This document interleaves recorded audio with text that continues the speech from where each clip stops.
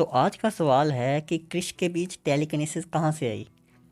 तो क्रिश 3 मूवी के आखिर में हमें पता है कि वो कैसे चीज़ों को हवा में उड़ाता है, तो जिससे हमें पता चलता है कि उसके अंदर टेलीकिनेसिस है, लेकिन वो आई कहाँ से। आज उसी के बारे में हम बात करने वाले हैं। तो देखिए, काल में टेलीकिनेसिस थी वो तो समझ में आता है, क्योंकि काल एक एक्सपेरिमेंट के तौर पे डॉक्टर आर्य ने उसे बनाया था, जिसे रोहित के बोन मैरो से मिलके उन्होंने और ना जाने क्या क्या एक्सपेरिमेंट्स किए थे। उसके बारे में कुछ हमें ज़्यादा तो नहीं बताया गया है, लेकिन कुछ एक्सपेरिमेंट्स उसके ऊपर किया था जिससे कि वो बना था। लेकिन क्रिश के बीच टेलीकिनेसिस कहाँ से आई, क्योंकि आपको पता होगा कि जो जादू ने शक्तियाँ दी थी उसमें टेलीकिनेसिस तो थी नहीं। फिर उनमें टेलीकिनेसिस ना रोहित मेहरा में थी, ना उसमें आगे क्रिश में थी, तो उसमें टेलीकिनेसिस कहाँ से आ गई। तो देखिए, इसमें जो बताऊंगा वो मुझे अब लगता है कि ऐसा हो सकता है। मैं ये नहीं दावा करता कि यही है। आपके पास इससे भी अच्छी थ्योरी हो तो वो हमें कमेंट करके बता सकते हैं। तो देखिए, मैं आपको ये बताने की कोशिश करता हूँ कि आखिर मूवी में हमें क्या दिखाया गया है। जितना मुझे लगता है, जितना मैंने उस मूवी को देखा है, मुझे ऐसा पर्सनली लगता है कि क्रिश के पास टेलीकिनेसिस नहीं है।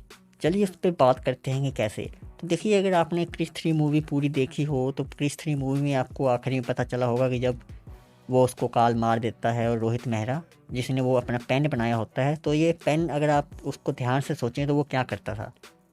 वो आस पास जितनी भी सन की रेस होती थी, जिसमें काफ़ी ज़्यादा अमाउंट में एनर्जी थी, उसको इकट्ठा करता था और एक अमाउंट में एक चीज़ के ऊपर फोकस करके रिलीज़ करता था, जिससे उस चीज़ में बहुत ज़्यादा मात्रा में एनर्जी आ जाती थी और वो एनर्जी के कारण उसमें जान आ जाती थी। लेकिन एक्सेस अमाउंट में एनर्जी आने पे वो ब्लास्ट हो जाती थी, और जिस एनर्जी को रोकने के लिए रोहित मेहरा खुद उसके सामने आ गया, जिसके कारण वो खुद तो मर गया लेकिन क्रिश जिंदा हो गया।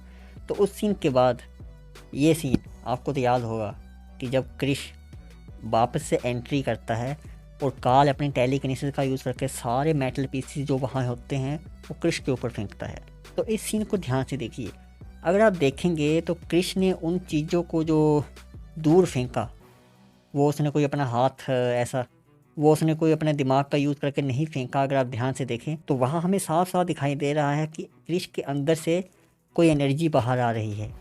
अगर आप सीन को ध्यान से देखें तो क्रिश अपनी एनर्जी का यूज़ करके उन सारी चीज़ों को दूर फेंकता है, और उसी एनर्जी का यूज़ करके आपने देखा होगा तो उसे नीचे मारता है और उसी का यूज़ करके वो हवा में फ्लाई करता है, और एनर्जी को छोड़ते छोड़ते ही वो उड़ना शुरू कर देता है। अगर आपने सीन को ध्यान से देखा होगा तो यही कारण है कि क्रिश ने उसके बाद टेलीकिनेसिस का यूज़ नहीं किया, क्योंकि पूरी मूवी में मैं ये देख रहा था, जब मैंने देखा कि क्रिश के पास टेलीकिनेसिस आ गई है, तो मैं सोच रहा था कि आखिरी सीन में जब काल उसके सामने था, उसको जब वो उसे अपने टेलीकिनेसिस से उस पर बार बार मार रहा था तो वो उसे रोक भी सकता था, लेकिन उसने ऐसा नहीं किया, और ना ही उसके बाद उसने टेलीकिनेसिस का कोई भी यूज़ किया।